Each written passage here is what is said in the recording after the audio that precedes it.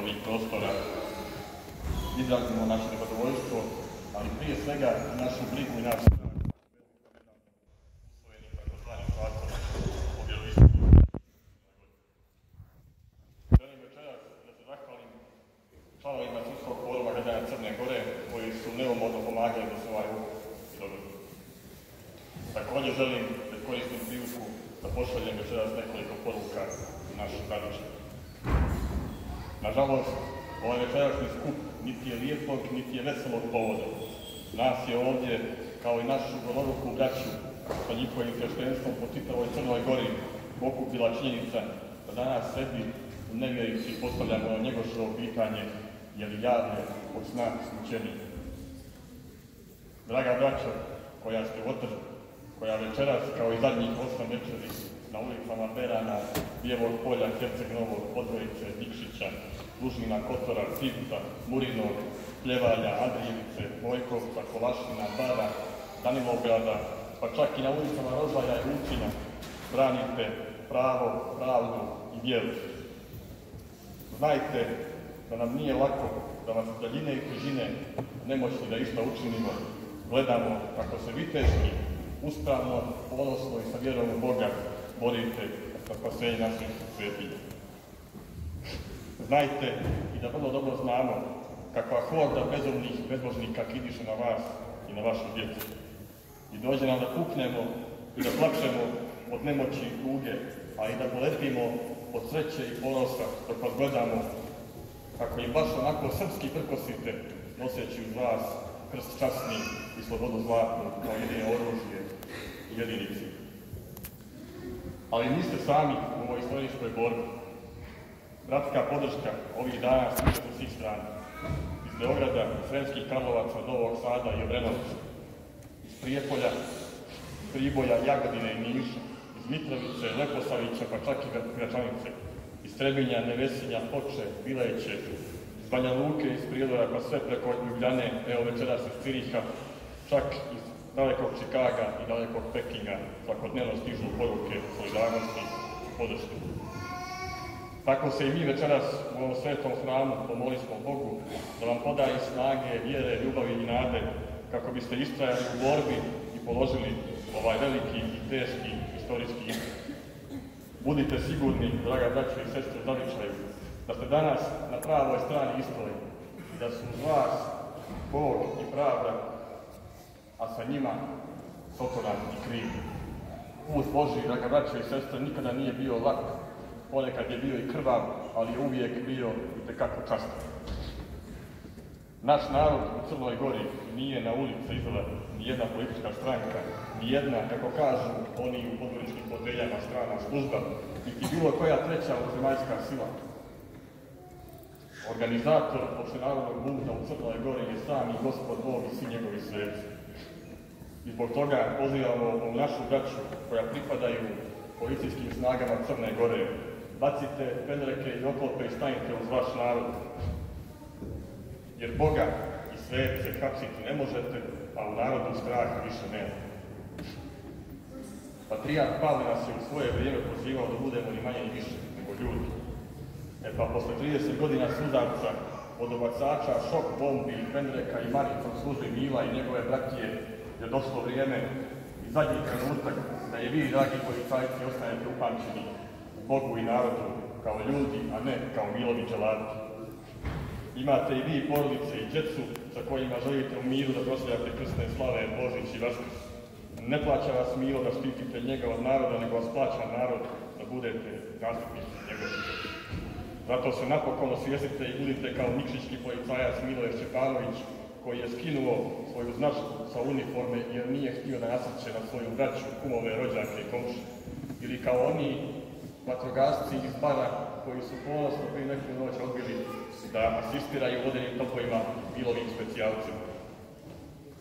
Želim da se obratim našoj braći katoličke i islamske vjeroispovijesti i da se najiskrenije zahvalim onima koji su osjetili ljudsku dužnost da stanu uz nas, a ima ih kako u zavičaju, tako i večeras ovdje među nama. Ali također želim da obrajem sve one koji to nisu učinili, da se ne slade, da ne likuju našoj muci, jer se danas ne daje samo ostrog Savina morača i đurđevi stupovi, nego ujedno branimo i Husein Pašinu džamiju u Pljevljima, Kotorsku katedralu i sve nepravoslavne i pravoslavne svetinje širom Crne Gore. Pustite nas da ovu bitku bijemo sami kako znamo i umijemo, a mi vam dajemo riječ da ćemo braniti ono vaše isto kao i ono naše. Večeras imam obavezu da nekoliko riječi uputim takozvanom predsjedniku Crne Gore, pa eto, oče Branimire, oprostite, ako mi poneka grdna riječ izleti koja nije dostojna ovog oltara. I neka je sav grijeh naprijed na moju dušu. Milo Đukanović, odavno si zgrabio sramni pehar izdaje za kneževe vidovdanske trpeze i sa njime okitio svoj dom i okaljao pošteno bratstvo Đukanovića.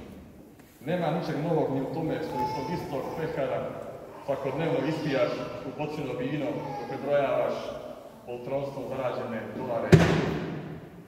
Ali ni Vuk Branković, ni Miloš Obrenović, pa ni bilo koji državnik novijeg vremena koji je mislio da će ustupcima prema neprijatelju učiniti nešto tobož dobro, se osudio nije da narodu otima ono što ga jedino i čini narod. Zato se večeras ne obraćam ni vladi, ni ministarstvima, ni skupštini, ni ambasadi, nego isključivo i lično tebi, jer si ti, Milo Đukanoviću, jedini kreator ovoga zla. Na ovo te nije natjerala ni Amerika, ni NATO, ni Zapad, niti bilo koji strani faktor.